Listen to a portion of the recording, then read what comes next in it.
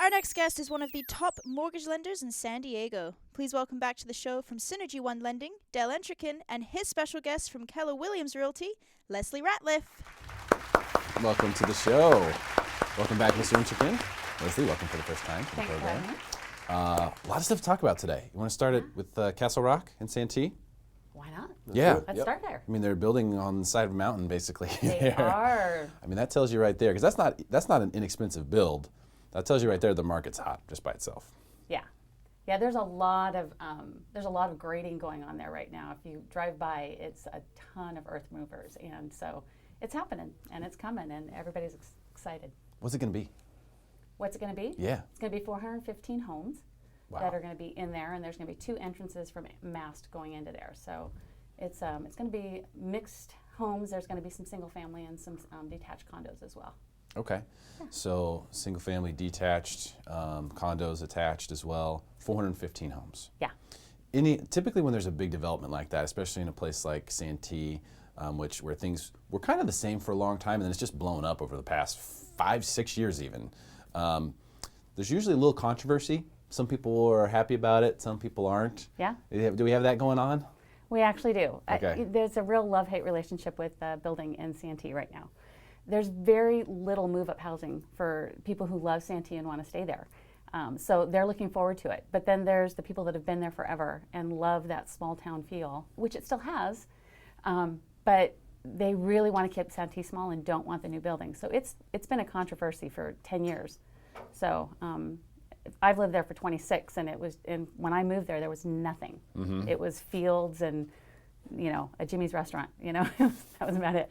I think I looked at a house there in like 2005 or 6, which is now like a commercial plot with like a strip mall on or something. Yeah. As soon as 52 came in, opened up Santee, and the city has done such a good job of building up the infrastructure and making the community feel, the concerts and the beer breweries that are there, and it's a place people want to be and they want to raise their families. People running the city have done a great job. It's the hottest place in East County. Yeah. Definitely. That's where people want to go to. I mean, the schools are good. Like they're doing great too, and I think that's why they need the move up housing. It's just change and building like that's never easy for a community. But it's greenlit. It's happening for sure. It is. And when is it expected to be available? They don't have a projected open date. They had wanted to start grading at the end of last year, and they just started grading. So a lot of that comes with permits and getting things through committees and things like that. So they don't have a projected date, and they don't have a projected price range yet. But it's going to be very popular. God bless the builders, man. They have to go through a whole They do. lot to build the houses. 12 that years we in the live making. man. Yeah. Gee, many Christmas. Yeah, they were talking about a lot of things in Santee for years and years that have been, when the market collapsed too in 2006, 7, 8, and there was a lot of talk about Finita Ranch and all these things. So this is kind of like the beginning phases, I think, of a lot of what they've wanted to do in Santee for years. Let's talk about the first-time buyer market, because Santee used to be one of those places where it was like, this is a first-time buyer area. Like, you want to buy your first home, buy it here. Gradually you'll get some equity, and then you can move further west, right? That was always kind of the idea. Maybe not the case now, but let's talk about first-time buyers in general right now. What do first-time buyers need to know about this market or different areas in San Diego at this point? Well, home prices have been on the rise pretty steadily over the last couple of years, and we're at a point now where single-family homes, the median home price is $495, which is just barely below where the top of the market was in 2005 or 6, where it was. So I think the top was $517. So now it's at $495. So we're pushing close. So that means affordability is a little tougher, which means condos are back in style. I think that's the way in. Yeah. Condos are back in style. That's right. Well, the challenge with condos usually is, financing issues. There's some of them are in litigation, or don't have the owner occupancy.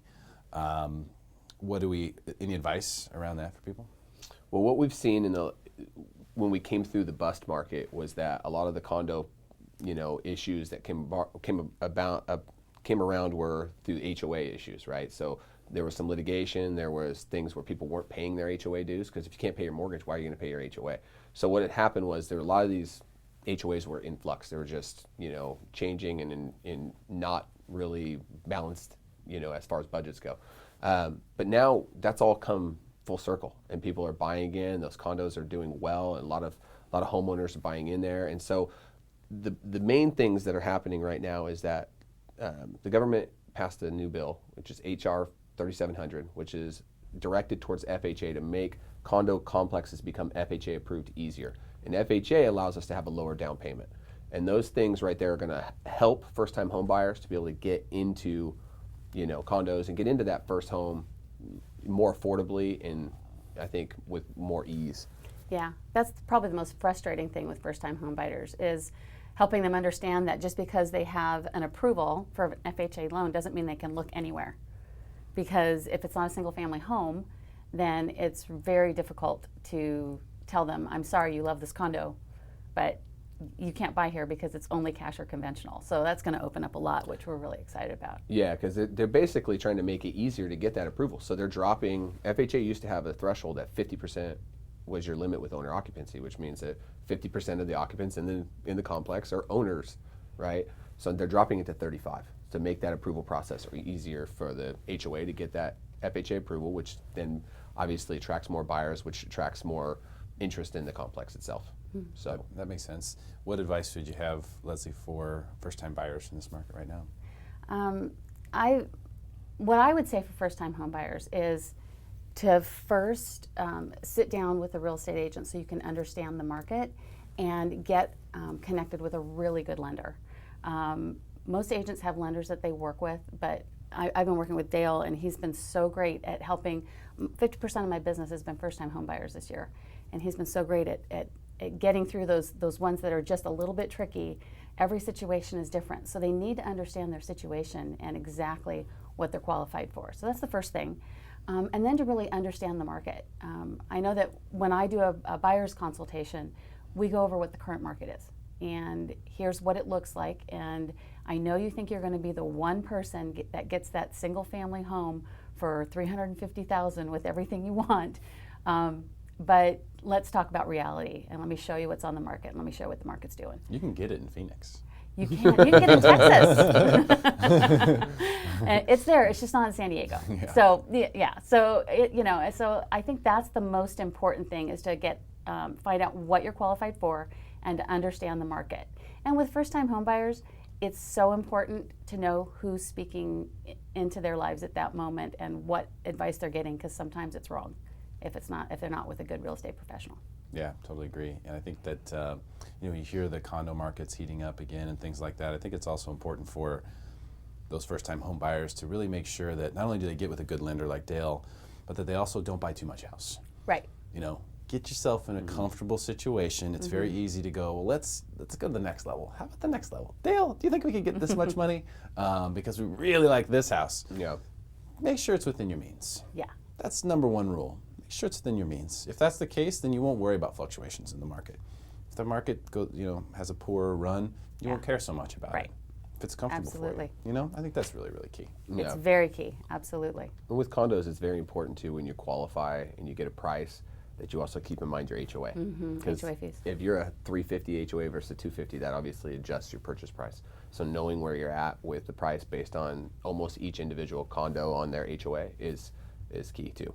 Yeah, I guess you have to sort of factor in total payment when you're looking at those things, because you're qualifying people based on total payment, right? Yeah, absolutely. PITI, and we need to add more letters to that for Yeah. HOAs and Mellor Yeah. Roofs, like Yeah, that's PITI, HOA, MR. So with all of that in there, here's how much you can afford and here's how much you can qualify for Yeah. Right. based on your criteria. I think that's important because a lot of the people that I talk to on a daily basis, most of them are selling and buying, but still when you're buying, regardless, same situation, they're taking the pre-approval process a little too lightly, I think. And it's more dynamic than it It is. seems. And it's different than qualifying for a refinance, especially when you already own a home and things like that. So the first-time buyer doesn't know any of that, and so they're even further behind the curve, the learning curve than that. So I think really understanding that probably there are a lot of people out there who don't think they could qualify, who do. Yeah, There are also a lot of Absolutely. people who think they qualify, who And do they not. don't. yeah. Yeah. So why guess? Yeah. What are we doing? And the key, Figure it out. The key with that, and we've seen this, is getting all of the documentation up front, getting as much as you can and exposing it. It's like my dad always used to say, he's been in the real estate business a long time. He always used to say, almost like you want to back the ambulance up and open it up so everybody can see what's in there first, right? You got to look inside and see, okay, I got some major problems here I need to fix before you get all the way into surgery. Let's figure out what the real problem is, And so that's the same thing with the mortgage business. You want to know all the problems, get them all up front. Let's figure it out, and let's figure out a solution. And I think to be encouraging to them as well and say, you're not ready now, but let's look 3 months ahead. If you do A, B, and C, you're going to be there. And in 3 months, do you want to, start looking, Great wisdom. Plot a course. Thank you guys so much for coming today. Fantastic advice. Really appreciate your time. Thank you so much. Thanks. Stick around for more Smarter San Diego TV, where we guarantee to make you smarter than everyone else, commercial free.